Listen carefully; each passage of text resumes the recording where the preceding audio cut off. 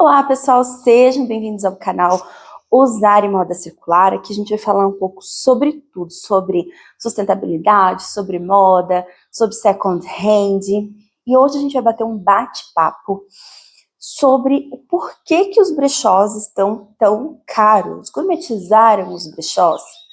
A gente escuta muito isso nas redes sociais, principalmente, né? E a gente precisa entender um pouco do contexto, da onde que vêm os brechós, da onde que surgiram os brechós, né? Então, assim, a venda da roupa usada, ela sempre existiu, né? Desde que eu me lembro, assim, que eu tinha meus 15 anos de idade, a gente não tinha muita condição financeira, então queria comprar uma blusinha, queria comprar uma saia, uma calça nova. O que a gente fazia? Ao invés de ir numa loja de departamentos, quando a gente ia numa loja de departamentos, né, a gente ia numa loja mais barata, a gente ia nos brechós ver se encontrava alguma coisa. E eu sempre saía de lá com uma camisa, com uma saia, alguma coisa eu sempre saía. Então, o brechó, a moda circular, na minha vida, ela, assim, sempre foi muito presente, né? E eu lembro que nessa época, há 15, 16 anos atrás, quando a gente ia comprar uma peça num brechó, era muito difícil a gente pagar caro, né? Porque as pessoas não tinham essa ideia de que roupa poderia ser reutilizada, poderia ser revendida. A mentalidade de consumo das pessoas era muito grande. Então, assim, né, as pessoas tinham aquele estigma de que Deus me livre comprar uma roupa usada, né? Até hoje ainda tem muito esse estigma. Mas lá no passado, há 15 anos atrás, isso era muito maior, né?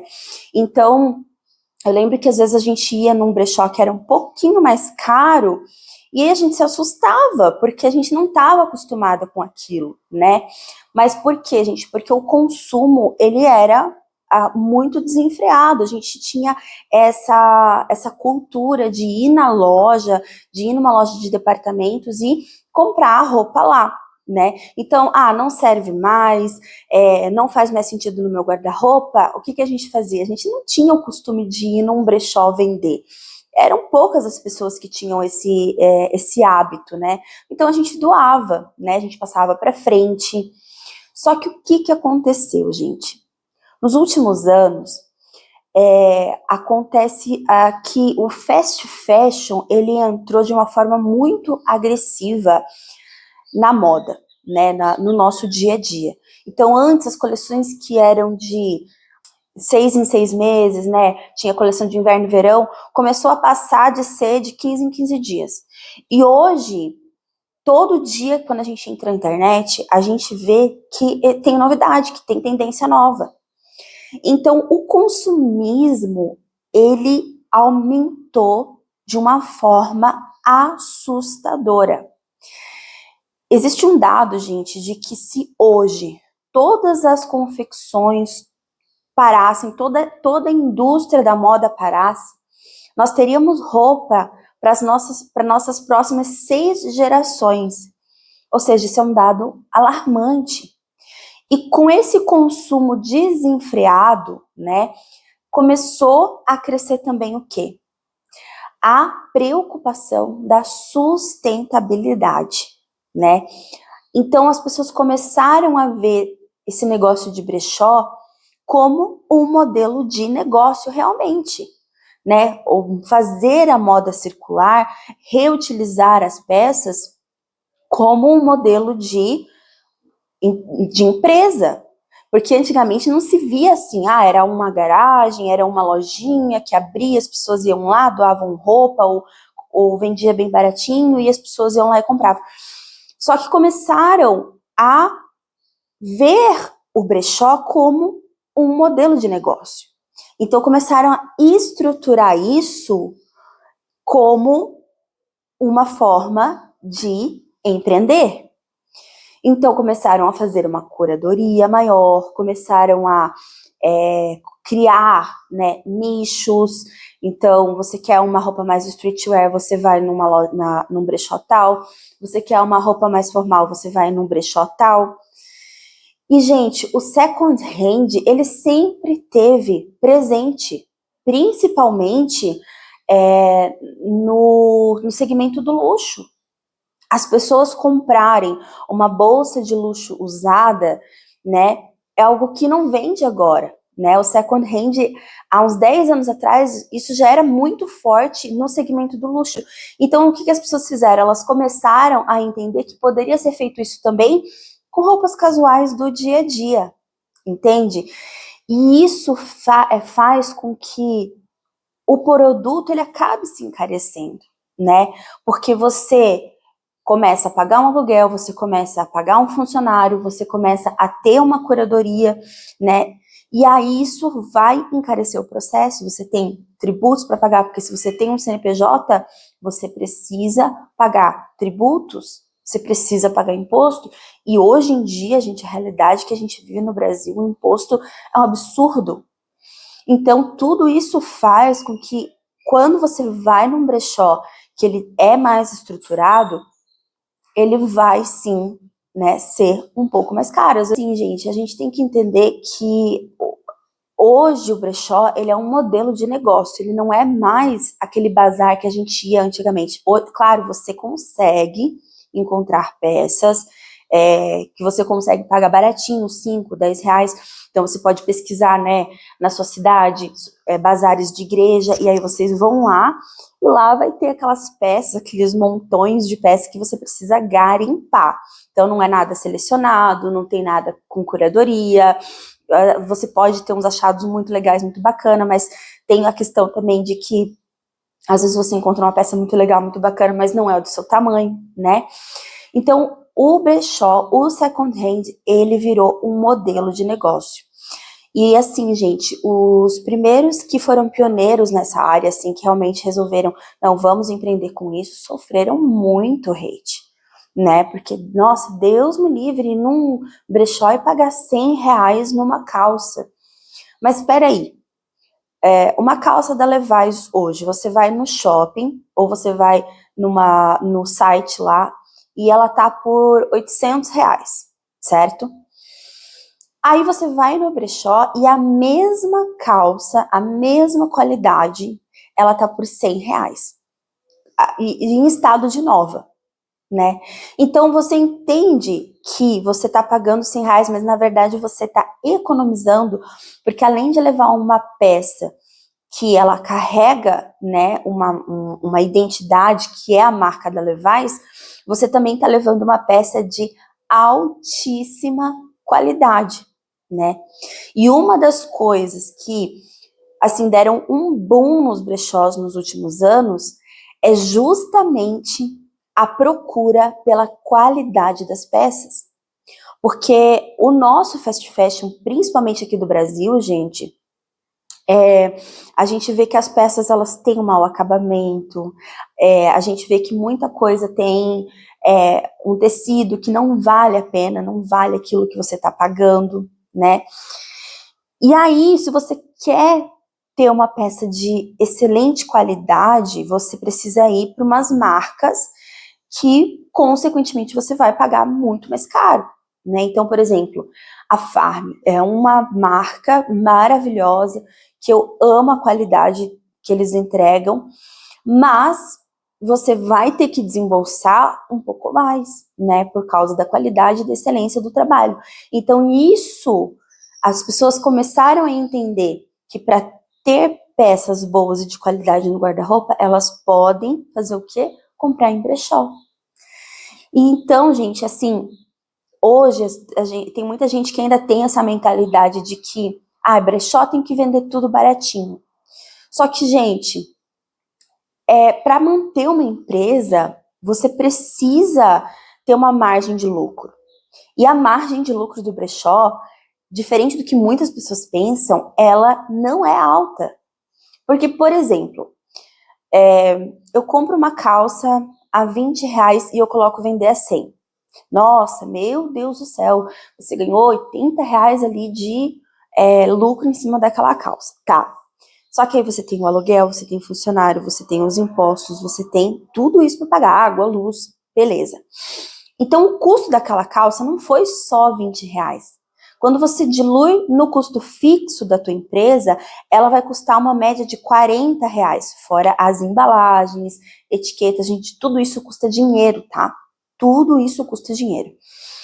E aí, beleza, aquela calça que chegou agora, ela pode ser vendida agora, que chegou na loja essa semana, como ela pode ser vendida só daqui a só daqui a 2 anos.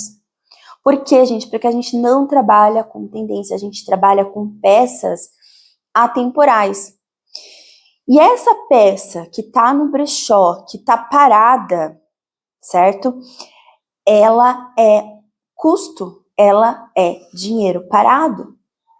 Então, a gente precisa entender que se eu não vender essa peça, se ela ficar parada lá, as outras peças que eu vender no meu brechó precisam cobrir o custo de sustentar o meu negócio.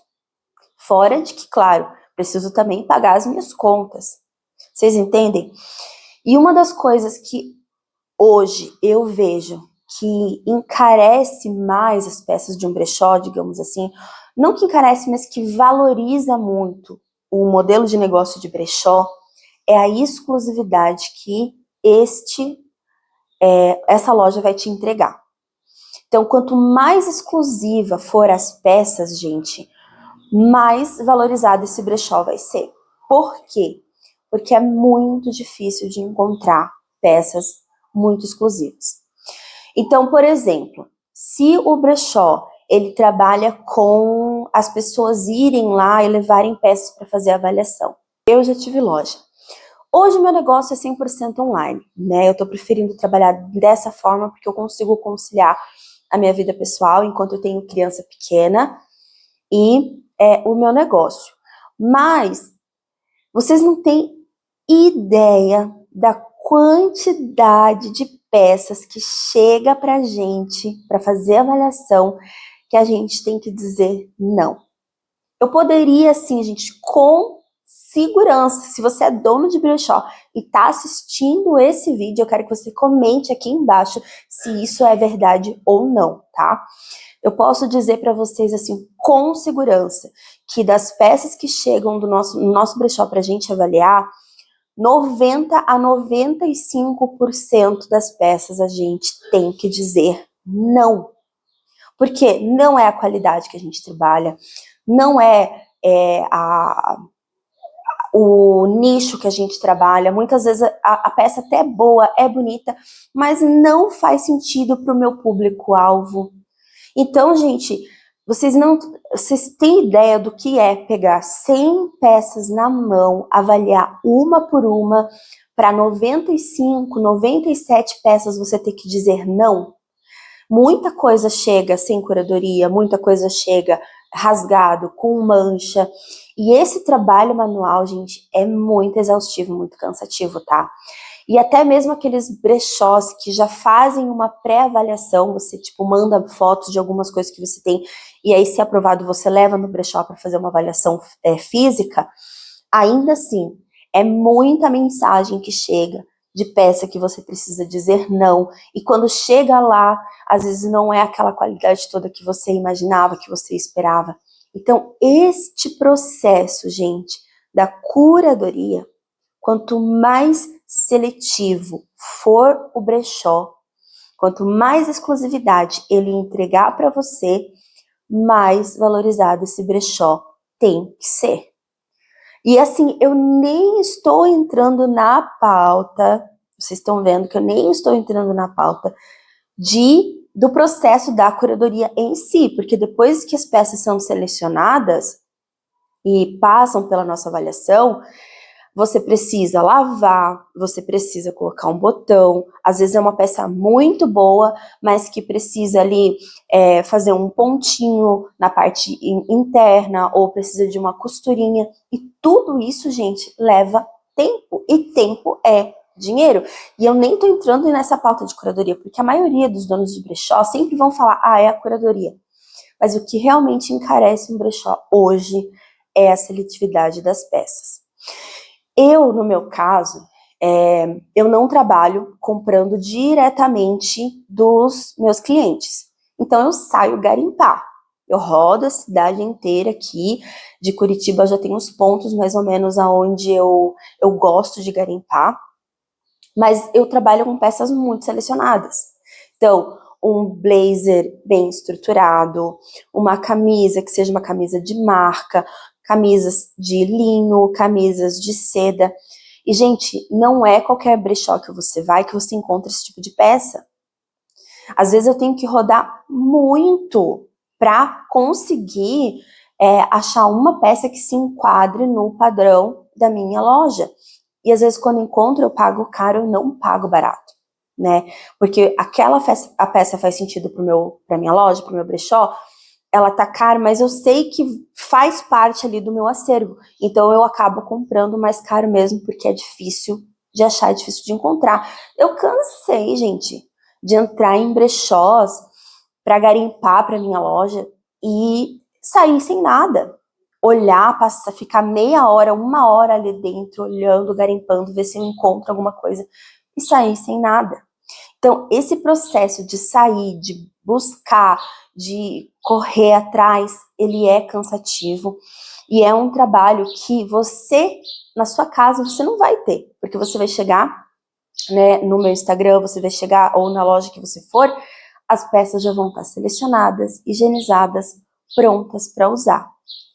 Então, na minha opinião, hoje, claro, só o processo da curadoria em si, de fazer uma higienização nas peças, isso já encarece as peças, tá? Mas tem muito mais coisa por trás. Quanto mais seletivo for um brechó, mais valorizado vai ser o seu produto, né? Então, por exemplo, né? Eu gosto muito de trabalhar com blazers Pierre Cardin. São blazers geralmente vintage, o que já é só pelo fato de ser vintage, ele já tem um valor agregado. São peças de excelente estrutura, excelente acabamento, excelente caimento. Só que hoje um blazer Pierre Cardin, para mim poder garimpar, é muito difícil de achar, é muito difícil de encontrar. E então, gente, quando eu encontro, eu acabo pagando mais caro, certo? E aí, o que que acontece? Esse tipo de blazer, se hoje você for numa loja, se você for num departamento, comprar esse tipo de blazer nessa estrutura, você vai pagar uma fortuna, né? Você vai pagar uma média de 700, 800, 900 reais para mais, dependendo da marca. Então, aqui comigo você consegue ter uma peça vintage, uma peça com excelente caimento, com um tecido maravilhoso, por um preço muito abaixo do que se hoje você fosse comprar uma peça nessa estrutura, né? E eu nem tô falando de Pierre Cardin, porque hoje as peças que eu vendo Pierre Cardin não são mais fabricadas. Então são peças vintage, são peças que não existe mais fabricação nesse modelo, nesse estilo. Então, gente, vocês precisam entender que hoje brechó virou um modelo de negócio. Um modelo de negócio que sustenta famílias, um modelo de negócio que ajuda, né, o empresário a manter a economia do Brasil. A gente vê hoje brechós que têm as suas franquias, né, como a Peça Rara aqui em Santa Catarina. A gente tem o Dig for Fashion, que também está crescendo bastante. Então, são modelos de negócio. Então, se você vai lá e você compra uma bota, né, por 100, 200 reais, pode pesquisar que se você fosse comprar na loja, aquela bota seria muito mais caro. Então, não é que gourmetizaram, sabe, os brechós. É a forma como nós enxergamos esse modelo de negócio. O brasileiro, ele ainda tem dificuldade de entender que um brechó, ele pode ser uma empresa, né? Então, a gente precisa entender isso. Se você quer pagar baratinho, você pode ir num bazar de igreja e tudo bem. Mas se você quer uma seletividade, uma exclusividade, algo que vai se encaixar no teu perfil, naquilo que você está procurando, você vai pagar pela seletividade e exclusividade, entendeu?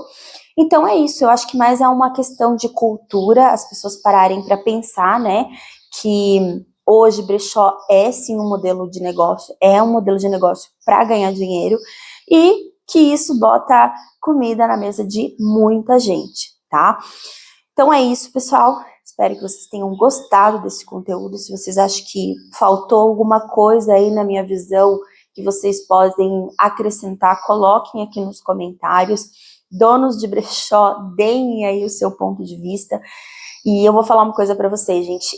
Quando eu comecei nesse empreendimento do second hand, eu tinha essa visão, sabe? De que brechó tinha que ser tudo muito baratinho. E eu trabalhava dessa forma. E eu trabalhava muito e não conseguia pagar as minhas contas.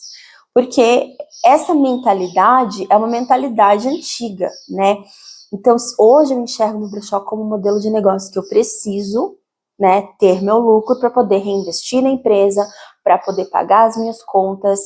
Então, eu corro atrás dessa seletividade, então as peças não são tão baratas, tão acessíveis, mas eu vou entregar um serviço de excelência e de qualidade para o meu cliente, de exclusividade, né? Então eu tinha essa mentalidade até entender e sofrer na pele, que não é bem assim, que tem peças, sim, que elas precisam ser valorizadas. Não é nem o fato, gente, de ser uma mentalidade antiga, mas é que realmente, se você não tem o lucro que você precisa para manter um negócio em pé, ele não vai se sustentar, né? Então, se você quer hoje empreender com brechó, entenda isso, que você precisa ter uma margem de lucro para sustentar o seu negócio, né?